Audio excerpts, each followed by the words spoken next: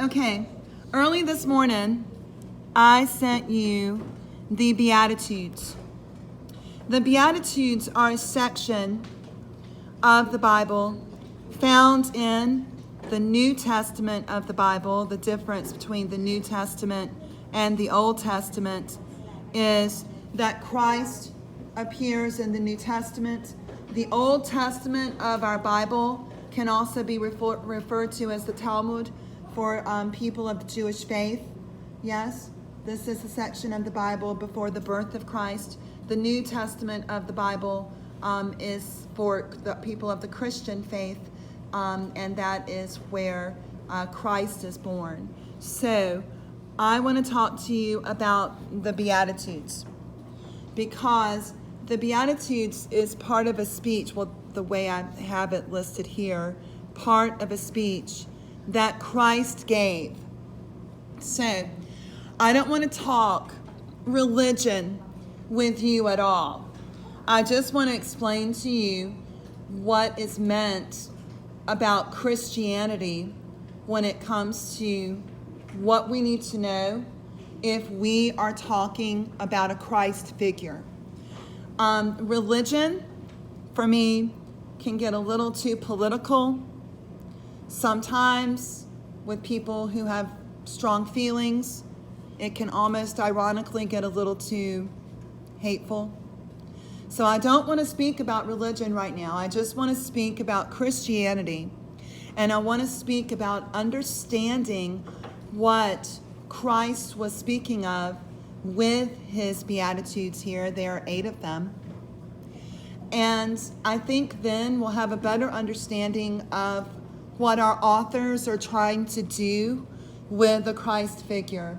Because trust and believe, if an author is trying to write a Christ figure in a book, that author is keeping the Beatitudes in mind. I almost want to think like they've got a poster right beside their typewriter.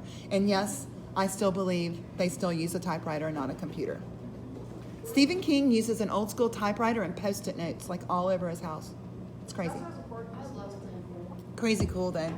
Stephen King can do no wrong.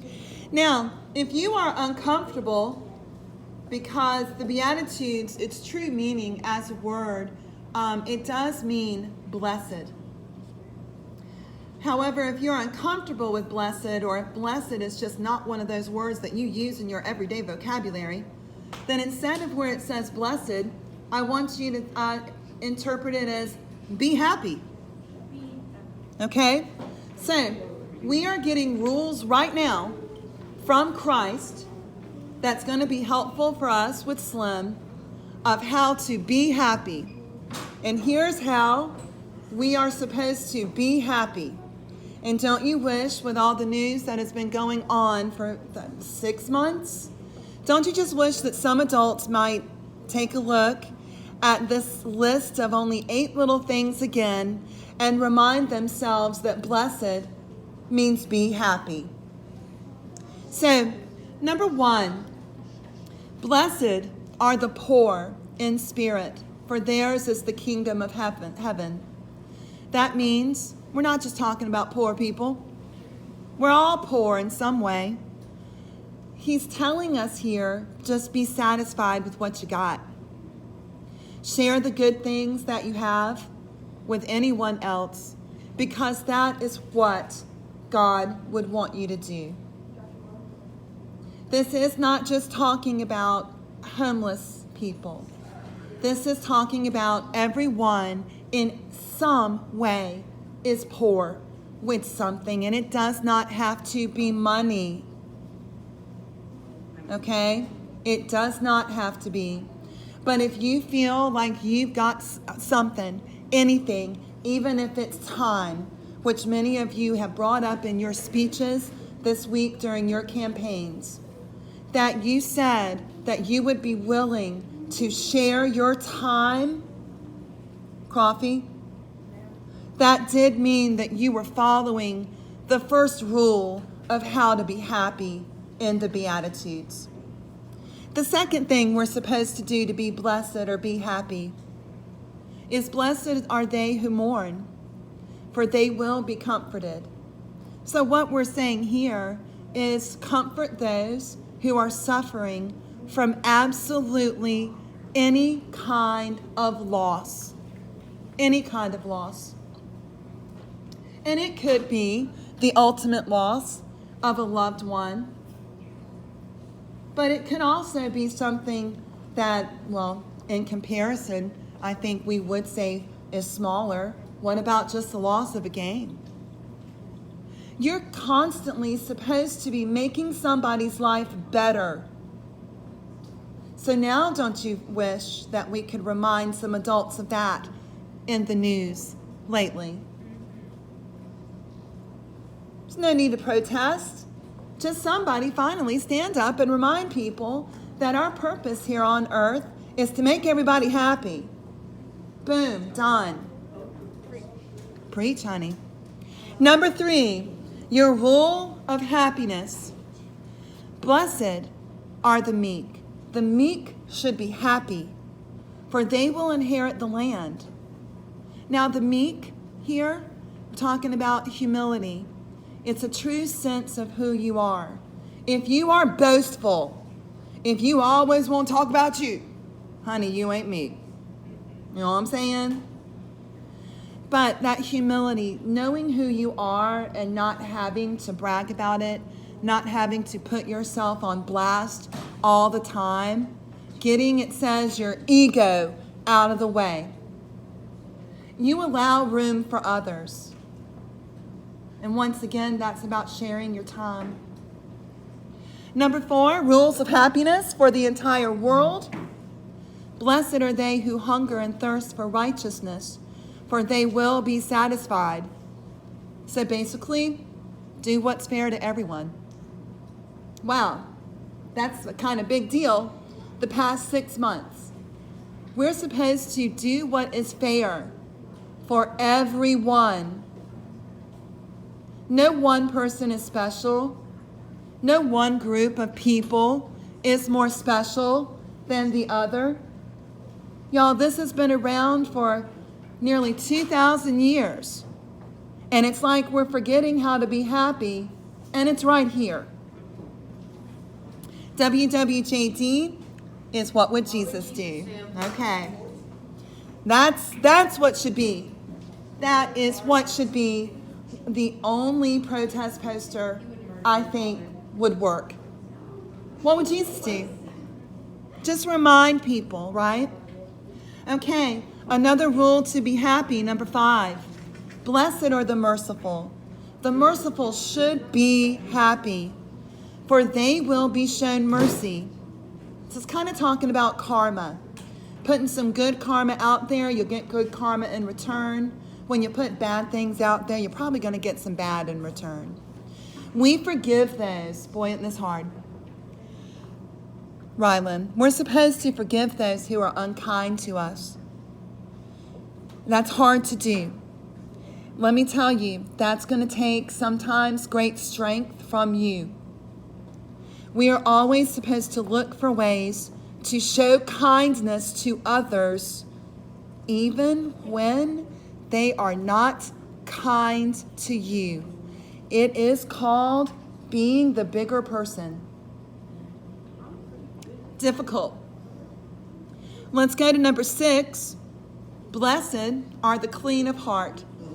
Those who have a clean heart need to be happy, for they will see God. Hush, please.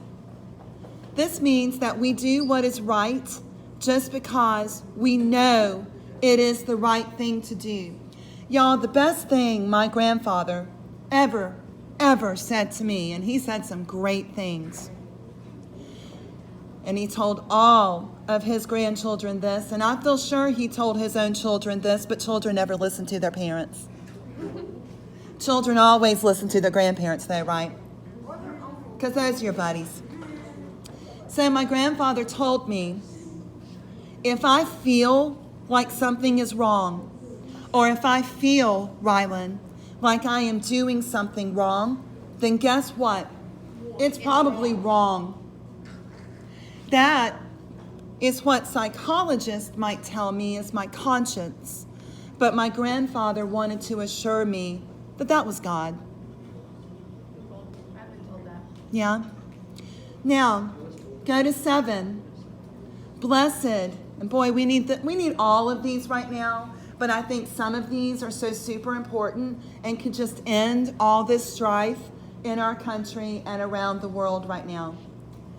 Blessed are the peacemakers. Peacemakers, be happy, for they will be called the children of God. We should always try to bring God's peace to the world.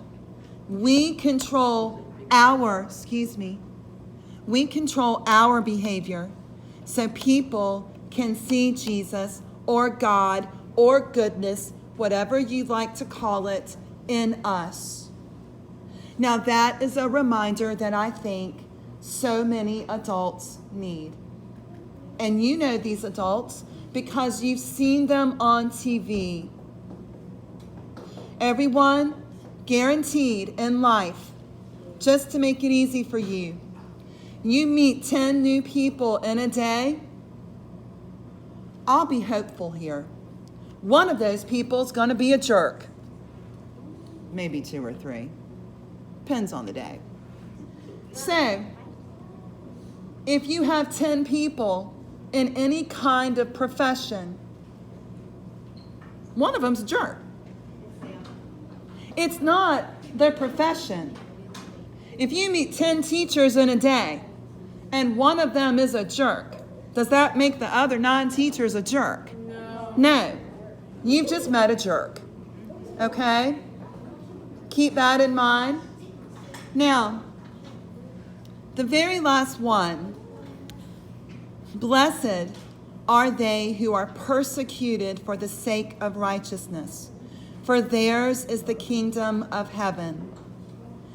This does mean that we are willing to stand up for God's laws, or if you prefer, we are willing to stand up for what is right, even if we are teased or insulted.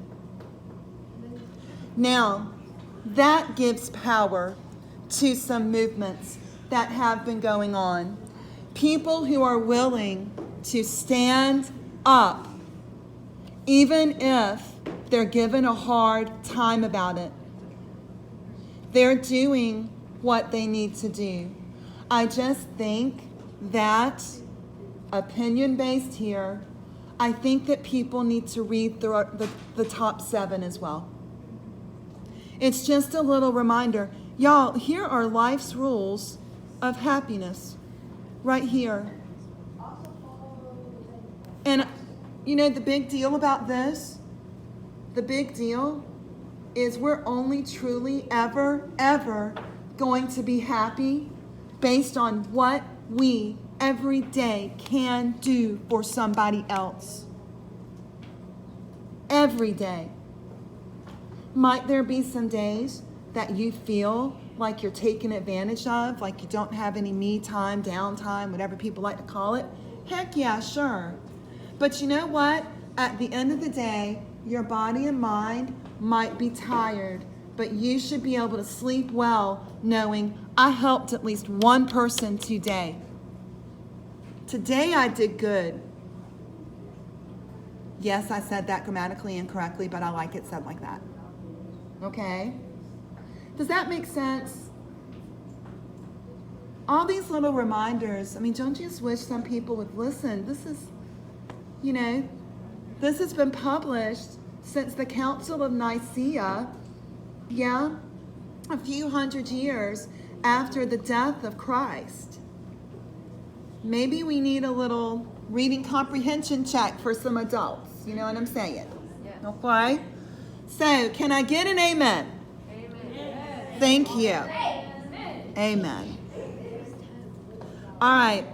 So there are your Beatitudes. I really don't necessarily want you to do anything with them classwork-wise. I would like for you to maybe sometimes just remind yourself that they are there and they are a way for everyone to be happy and make someone else happy.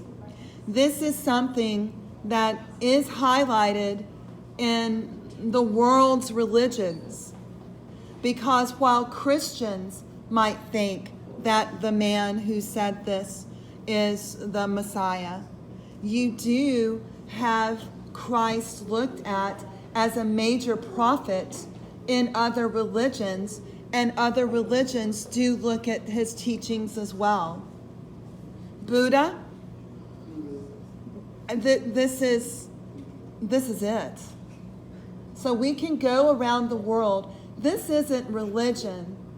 This just seems common sense, a guide to life, how to be happy by making somebody else happy.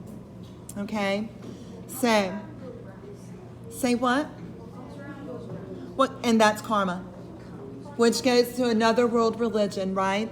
So there's your Beatitudes. Once again, I do not have anything for you to do with this, with the exception of go to it when you need some help. When y'all are feeling bad, read it. Okay? When you need someone, you feel alone, like all these guys do on the ranch, read it. When you feel like someone's being unkind to you, read it. When you meet one out of those 10 jerks, read it to them. No, read it. Or read it to them if you're bold. Yeah. So really, just keep them in mind. And we really need to keep them in mind with Slim. Now, Slim has said the most important things that Slim has to say.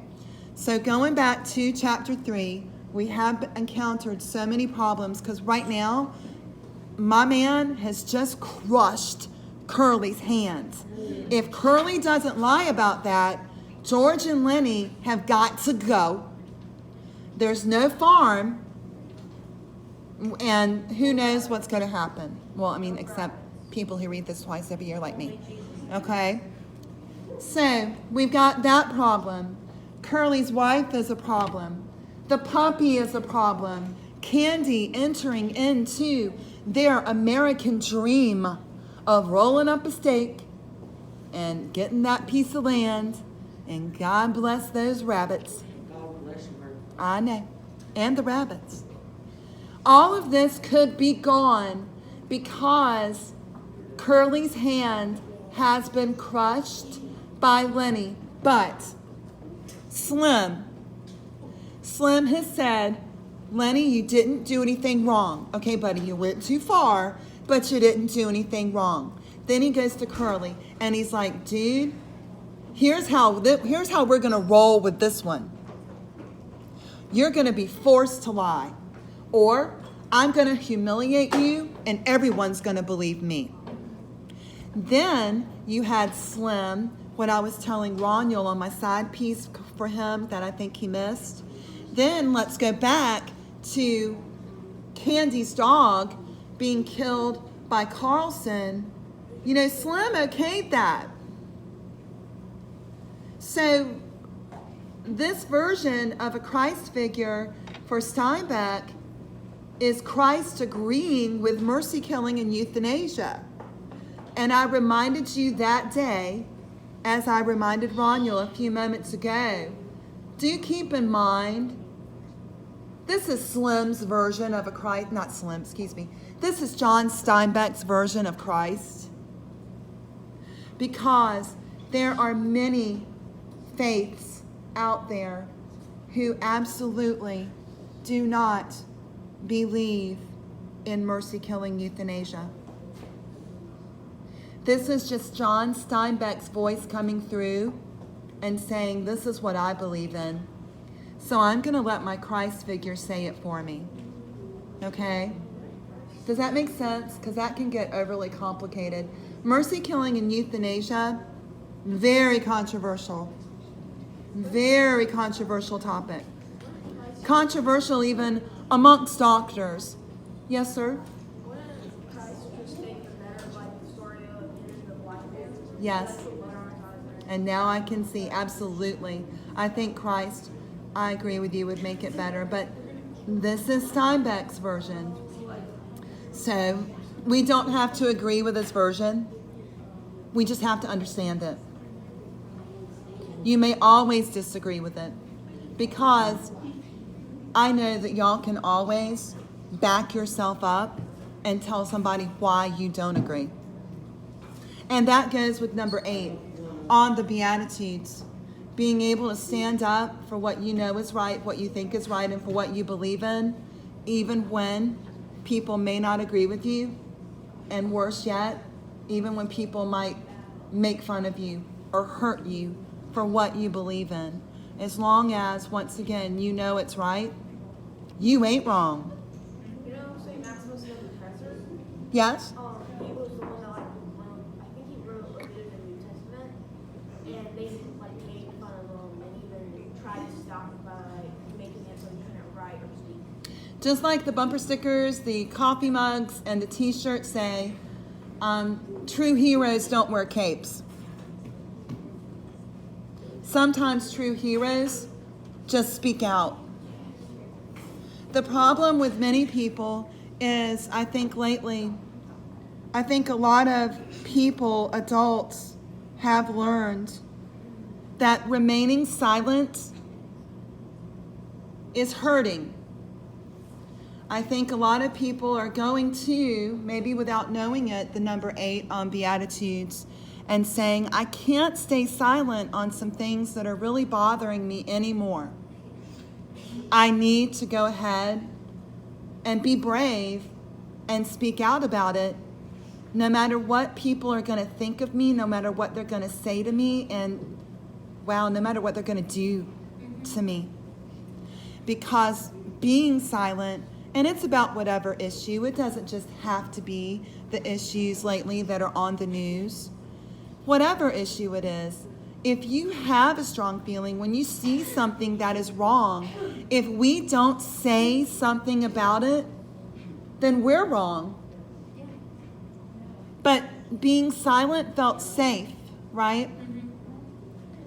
And not being silent, breaking your silence, it's one of the bravest things that you can do.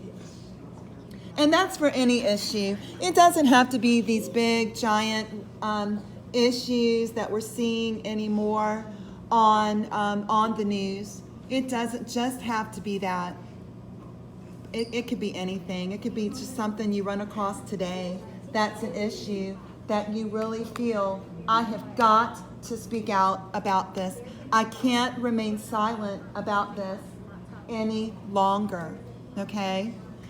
So this is why I will remind a group of people in here, when they came to me early on and had a problem with what another group of people, you're fine, was saying, I didn't handle it. I wanted them to handle it, because there's power in speaking out on your own. Yeah? There's power in going to your peer instead of having an adult handle the situation. There's power in going to your peer and saying, you know what? You not only just offended me, but I'm not quite sure how many other people you may have offended. And I really don't want to hear that anymore. So there's that number 8. Just wanted to give that primary, that first group of people, time to be able to muster up that courage, because training ourselves to remain silent and not practicing speaking up can be a detriment later on. Okay? But then again, you got to be open. Yo, not everyone's going to have to agree with you. Just because you said it, don't make it law. Okay? All right, we got to go.